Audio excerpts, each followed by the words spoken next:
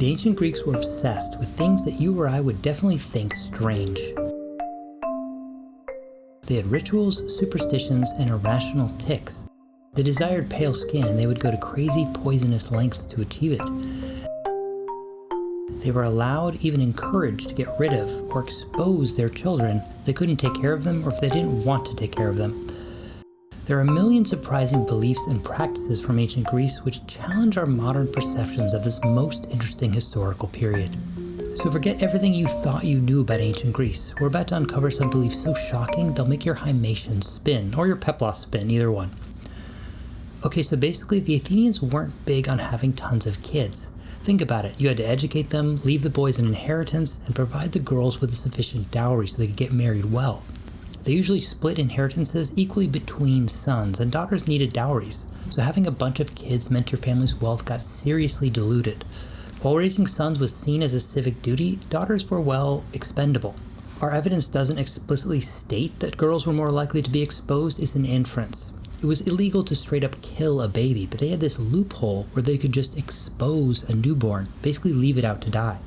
Extremely dark, right? Abortion was also an option, but only with the father or Kyrios' say-so, at least if he had 1 or 2 children already. Even the philosopher Aristotle weighed in, saying that it was okay as long as the fetus wasn't alive yet. Now his conceptions of the complete development of the fetus and the idea of where sense and life begin will become very influential in later times. They had a few days to decide, and if they chose to expose the baby, the unwanted children would be left in a rude cradle, or more often merely in a shallow pot, and placed near some public place. For example, the corner of the agora, the marketplace, or near a gymnasia, or the entrance to a temple. If the baby had obvious health problems, no one would take it and it would die. But if it looked healthy, someone might end up rescuing it. Sadly, this wasn't always out of kindness. Often people involved in the slave trade would take the baby and raise it to be a slave. Euripides' Ion tells a story of one such situation. A young woman, Creusa, becomes pregnant by the god Apollo and then abandons her newborn son in the wilderness. The baby is found and raised by the priestesses of Apollo at Delphi, basically to be a temple slave, and they name him Ion. Of course, years later, Creusa's husband Xuthus arrives at Delphi in search of an heir. The god Apollo, who knows the truth about Ion's parentage, arranges for his slave to be recognized as Xuthus' son. However, Creusa is still unaware of her son's identity, and she tries to poison him out of jealousy. In the end, luckily, through what's called a deus ex machina, Apollo reveals the truth to Creusa and she is reunited with her son.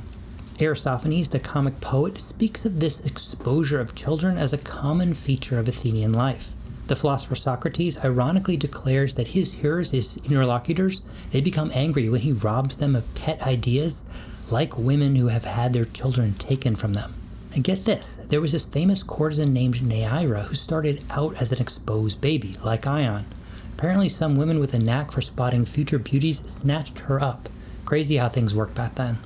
Now, beauty standards change over time. What the Greeks found attractive might seem strange to us today, and vice versa. First up, we've got lead makeup. Yep, you heard that right. Pale skin was an ideal for Greek and Roman women, symbolizing wealth and leisure. The ancient Greeks were obsessed with having pale skin. They would take extreme measures to achieve it. The most popular way to achieve a pale complexion was using cerussa, or kerusa, sugar of lead, which, as we know today, is extremely toxic. This was made by pouring vinegar over lead shavings and letting them dissolve. The mixture was then dried, ground, and shaped into cakes or tablets for sale. Cerussa was known to create a flawless complexion, and even the poet Ovid recommended it for brightening a dull face.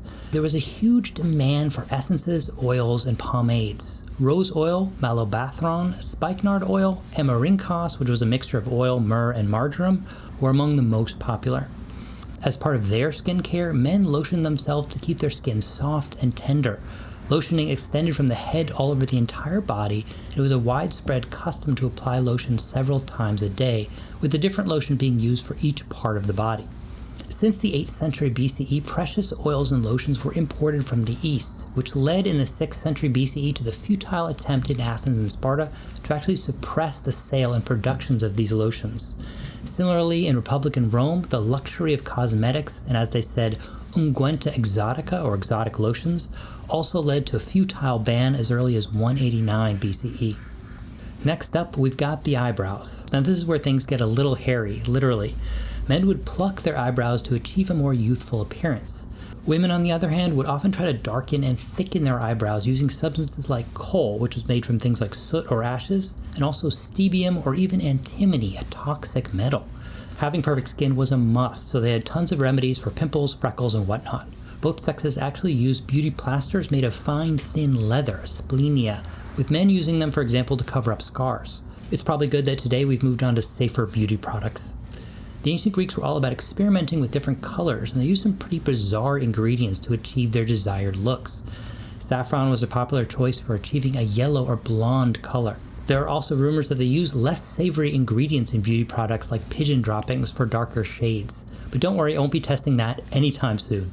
Finally, let's talk about teeth. The ancient Greeks were just as obsessed with oral hygiene as we are today, but their methods were very different. They used abrasive powders to clean their teeth, and they often experimented with early forms of dentures made from bone or ivory. Of course, not everyone was a fan of makeup. Some thought it was fake, a waste of time, even a sign of being easy. But Roman women still went for it, wanting to fit in with the beauty trends of the day. They even used some of the same ingredients as painters, basically turning their faces into works of art. Beauty really is in the eye of the beholder, and what's considered attractive today can drastically change over time. Finally, we have a category that many people can identify with: superstitions, ticks, and rituals. As a famous saying goes, piety runs off into crass superstition. The ancients believed that most educated people had a reasonable perspective on omens, and didn't let them foolishly affect their behavior. However, some people were a bit different, then as now. Let's take one example, we'll call him Laches. Now, Laches lives in a realm of mingled hopes and fears, although he is wealthy and well educated. He is all the time worried about dreams, paying out money to the sharp and wily seer, who counts him as best client, for interpretations. This guy is seriously superstitious, like scared of anything supernatural. He's always doing little rituals to protect himself, washing his hands in fountains, sprinkling holy water over his head, and even chewing on laurel leaves.